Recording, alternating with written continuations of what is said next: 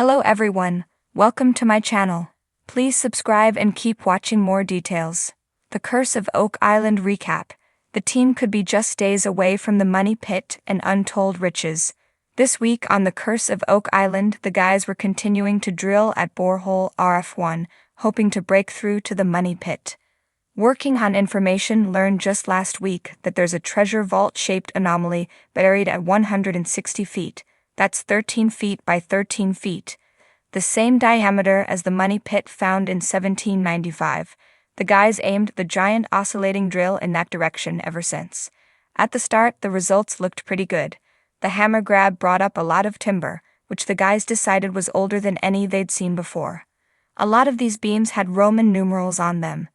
Terry Mathieson speculated they were a construction guide for the original builders of the money pit. As they approached 160 feet, the hammer grab pulled up a big metal sheet. Rick said, "That's a shield." The guys believed that this was the metal shield used by William Chappell and his men in 1931 to protect themselves from flooding and cave-ins. The Chappell shaft was thought to have fallen just shy of the money pit, which meant the guys could now have been merely a few away from the treasure vault. Nothing on Oak Island is easy, but because this is Oak Island and nothing is easy here, they hit a snag. A buildup of pressure on the oscillating drill caused a bracket to break on the crane, which shut down the operation. Something big and hard was in the way of that drill, and it wasn't going to shift easily. Marty Lagina asked, "It's grinding on something, is it something we want to find?" Vanessa Lucido, CEO of Row C Drilling Equipment, suggested they stop drilling and use the weight of the hammer combined with gravity to try to dislodge the object before continuing. The team expected this to take a few days, so they decided to pack up and go home for the night. The Oak Island team searched for treasure at Samuel Ball's home. But we all know the guys can't sit around and do nothing for long, right? They turned their attention to Lot 25, which is the area where 18th century Oak Island landowner Samuel Ball had his property. Ball, a former slave from South Carolina, arrived on the island just after the American Revolution as a humble cabbage farmer, but went on to become very wealthy and own a large part of the island. "It's a real rags-to-riches story," said Oak Island historian Charles Barkhouse.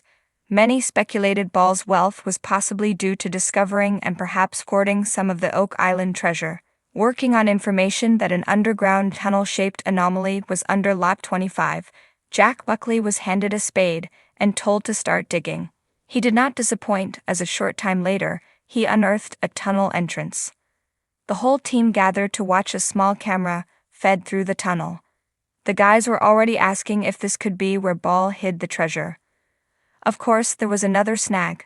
A rock blocked the path of the camera but left the guys wondering if it was intentionally hiding something. As Marty said right at the end of the episode, typical of Oak Island, it never goes easily. The summer sun was beginning to sink over the Atlantic, casting a golden glow across Oak Island. For the Lagina brothers and their team, this wasn't just another day. This was the day, the culmination of decades of effort, research, and an unrelenting belief that treasure lay beneath their feet. The sounds of heavy machinery hummed in the background, sending vibrations deep into the earth as the dig continued. Marty Lagina, his brow furrowed with concentration, watched every movement of the drills, and Rick stood nearby, arms crossed, eyes scanning the site as if willing the island to give up its secrets. They were on the brink of the money pit, closer than ever before. This was the fabled site that had driven men to obsession, from treasure hunters of the 18th century to the present-day dreamers. The money pit, believed to hold everything from pirate loot to ancient artifacts, seemed to be within their grasp after years of false starts, dead ends, and tantalizing but incomplete discoveries. In the command center, the mood was electric.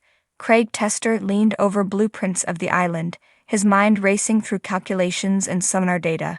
"We're only feet away," he said, a mix of excitement and skepticism in his voice. "The latest scans show a chamber down there. A large void where there shouldn't be one." "Could it be?" Marty asked, his voice thick with anticipation. Could this finally be the money pit?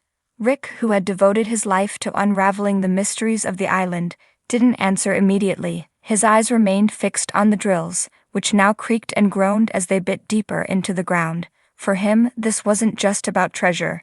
It was about history, about uncovering a centuries-old puzzle, about fulfilling a dream he'd had since childhood. The team's journey had been marked by frustrating setbacks. There had been artifacts, Spanish coins, pieces of parchment, ancient tools, hinting at something bigger, but the actual treasure had always remained elusive. Until now, perhaps, the latest data indicated they were just days, maybe even hours, from breaking into a chamber that could be the legendary money pit. As the drill punched through another layer of earth, everyone held their breath. The machinery shuddered, then abruptly stopped. Silence descended on the site. "What happened?" Marty asked, his voice sharp. The operator checked his instruments, confusion flickering across his face. "We've hit something," he said. "Something hard." Rick's heart skipped a beat. Could this be it? He looked at his brother, whose eyes mirrored his own excitement. "Get the sonar ready," Rick ordered, his voice steady despite the adrenaline coursing through him. Within minutes, they were reviewing the latest scans. There, just a few feet below where the drill had stopped, was a large void. The data was unmistakable. A man-made chamber, far too symmetrical to be natural. It was what they had been hoping for. Evidence of a structure buried deep beneath the surface, one that had remained hidden for centuries. "We're looking at something huge," Craig confirmed. "It's unlike anything we've seen before. This could be it." The team gathered around, their faces lit with hope and determination. They had been down this road before, finding voids and cavities that led to dead ends or revealed nothing more than natural formations. But this felt different. The scans showed something large and deliberate, a space that had been carved out by human hands. The Lagina brothers exchanged a look that spoke volumes. Rick had always been the dreamer, the one who believed wholeheartedly in the treasure's existence. Marty, ever the pragmatist, had initially been skeptical, joining the hunt more for the adventure and challenge than for any real belief in hidden riches. But now both brothers stood on the brink of something extraordinary. The days ahead would be crucial. Every step forward had to be measured, calculated. They couldn't afford another collapse or flooding incident, both of which had plagued previous treasure hunters. The Oak Island mystery was not one that would reveal itself easily, and the island had a reputation for punishing those who sought to uncover its secrets too quickly. As the sun dipped lower, casting long shadows across the dig site, Rick found himself reflecting on the journey that had brought them here. From the moment he had read about Oak Island in Reader's Digest as a child, he had been captivated by the idea of a treasure hunt that spanned centuries. Now, standing on the edge of what could be the money pit, he felt a deep sense of responsibility, not just to his team, but to all the treasure hunters who had come before him, some of whom had lost their lives in pursuit of this dream. "We're so close," Marty said, pulling Rick out of his thoughts. His brother was smiling, something rare and infectious. "Closer than we've ever been," Rick agreed, his voice quiet but full of emotion. They called it a day, knowing they needed rest before the next phase of the dig, but sleep would be hard to come by that night. The excitement, the anticipation, the endless possibilities of what lay just beneath their feet, it was almost too much to bear. Back at the war room, the team gathered for one final meeting before turning in. Maps were spread out, notes scribbled, plans debated. Everyone was on edge, but it was a good kind of tension, the kind that comes when you're on the verge of something monumental. "If this is the money pit, what do you think is in there?" Jack Begley asked, his eyes wide with curiosity.